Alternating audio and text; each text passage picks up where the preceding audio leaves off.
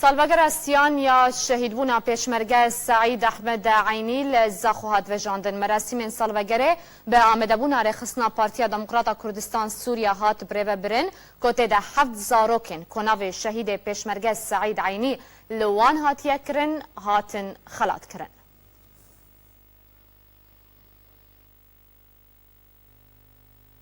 Rêxistiya Partiya Demokratîk Kurdistanê Sûriya bû dikarî bû vî navê pîroz û xizmetê bike û xebatê bike ser rêvaza Barzaniyê Nemir. Piştî wê dikarî bû bi pêşmerge ew navê ku Serok Barzanî daîmen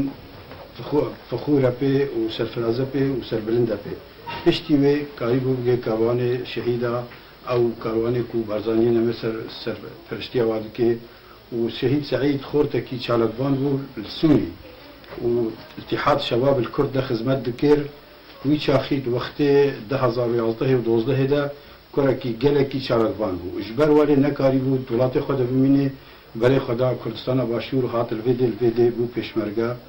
و خبات خلویده که رو حتی چوبها کوانی شده دست بگیر خیراتنا کس که مرا بجدار بید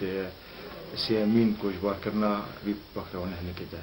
أبجنستا سرفتا شباتين سعيد كل مبي حتى بيشمرقة